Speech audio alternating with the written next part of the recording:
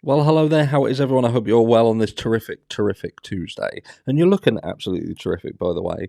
Me, I'm full of flu. That's it, full of flu. I'm still going to go live tonight, though, because I've cancelled it twice and I'm not cancelling it a third time. So stick around for tonight's live. But just know this is man flu. This ain't normal flu. This is the scientifically proven to exist man flu, which is terrible, on par with the bubonic plague. We know how damaging that was. Anyway, I'm not going to make this video too long, but before we get into it, let's just go through the new doc, because there is a new document. Temporary order sealing fourth supplemental response to defendant's fifth motion to compel. I bet you can't guess what they're doing with this one. Based upon the state's fourth supplemental response to defendant's fifth motion to compel and motion to file under seal, filed herein with no objection by the defence, the court does hereby confirm and order that the state's fourth supplemental response to defendant's fifth motion to compel and motion to file under seal is exempt from disclosure and is sealed pursuant to Idaho Court Administrative Rule 32G 1 or I, for the reasons stated in the said motion and until a hearing can be held on the matter. We know there's an upcoming hearing. I believe it's either the 26th or 27th of June. Yes, we will be live streaming it, so if you want to see it and you're not subscribed to the channel already, make sure you do. Hit the notification bell so you know when we go live with it, and hit like on this video. It helps. Now, I did a video some of you may not have seen because it was the third video yesterday, and it was a non-drama filled video on the Sebastian Rogers case. If you missed it, go check it out. It's the one that I uploaded before this. A bit of a random time for me, so you may not have seen it. But in this video, look, the Idaho 4 case has kind of captivated us for around 18 months now, and we've gone over absolutely everything with a fine-tooth comb.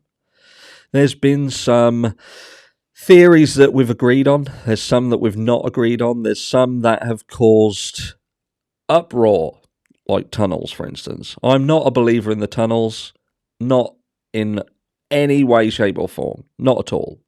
Me and tunnels are not friends. We've talked about frat brothers and the fight that happened on the night of this crime. We've talked also about the potential of there being a narcotics connection, and we've tethered that to the case because there are people around these victims who are just involved in that world. And I feel that it would be naive of us to not feel that there is some kind of connection. Even if you're a Brian Koberger did it kind of guy or gal or carrot, it could still be related to the narcotics angle. Because at the moment, even with Brian Koberger, we don't have a clear motive for him doing it. There just isn't. I've still got people in the comments claiming that Brian Koberger was stalking the victims, that police had even come out and said that he was surveilling at least one of the victims online. And that just simply isn't true. Just simply untrue. And even when people, they may have very valid comments, the downside is that their comments are peppered with things from News Nation and Court TV and Dateline and just seem to be made up. Talking about the footprint. I have issues with the footprint, saying that it corroborates Dylan Mortenson's story because there was a footprint found outside her room that was naked, to the eye, or invisible to the naked eye. Got naked on the brain. And I think to myself, even the mechanics of that crime, how would the killer have got blood on the underside of their shoes and then walked it through the house if indeed these students were killed seemingly in their beds? But look, the reality of this case, the harsh reality of this case, is we don't know what happened. Drip Drop did a video yesterday and very, very cleverly pointed out the oddities in the police's behaviour. Brett Payne, in fact, had interacted with these victims, taken pictures of their identification on his phone. Seemed odd, didn't it? Noting that there was no stairway up to the balcony on the outside of the property. All bizarre things, all bizarre. But in the absence of facts, everything looks bizarre. And we kind of end up side-eyeing everything and falling down rabbit holes that perhaps we shouldn't be falling down. The only thing I feel at this stage that we can accuse law enforcement of is really not doing their job properly. It seems that before this crime, they were very good at filming everything. They were very good. Very good. Body cams everywhere. Taking pictures of everything on their phones. All over the place. But then after this crime, they seem to be very bad at retaining records. Or having body cam footage. Or knowing what they're doing even. And let's not forget that Brett Payne recently received a reward. An award. Award. He received something that basically said he was like Cop of the Year.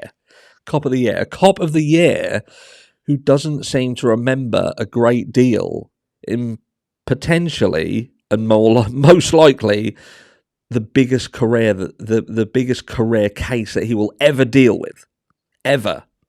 But he simply can't remember anything. And when the defence approaches him and asks them where they can find stuff, he simply says, well, you're going to have to look yourself. Because I don't know. I can't remember. I'm unsure. Does that sound like Cop of the Year? Don't sound like Cop of the Year to me. Unless Cop of the Year is trying to intentionally hide stuff. And why would cops intentionally try to hide stuff? Why would the prosecution purposefully try to hide things? Now, my opinion is that the only time people intentionally try to hide things is when they feel that there is a potential that those things, once they're fully known, could bite them in the arse.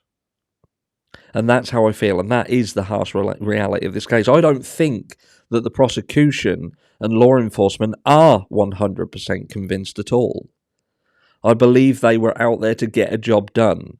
They were put under severe pressure. They had public on their arse. They had the college on their arse. And they just needed a result, and they needed it quickly. And they got one.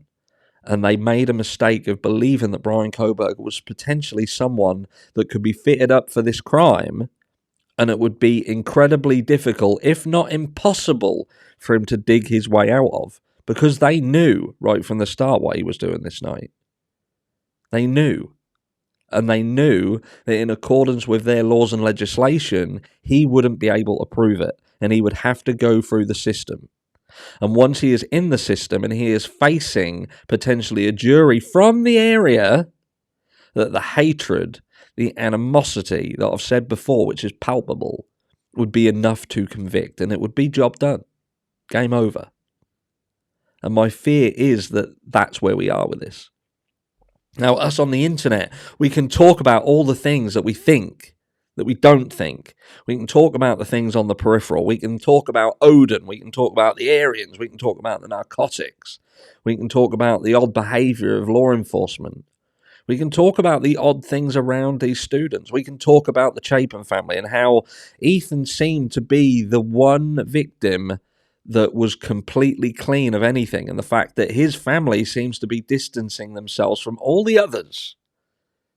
But yet 3 of these victims' families, there are things in their past and in their lives that could have led to this crime. I'm not saying it did, I'm saying it could. And that's an odd one. But I think at this stage, it's very clear when you look at the community here, and when you just think what the community like is around here. You know, just think what people are being like. What about the people who are at ground zero? The people who are in Idaho? This is why Brian said about being exonerated. Because that's what he needs to do. The question is, can it be done? I'll catch you all later. Catch you in the live tonight. We've got a lot to rant over. I'll see you all then.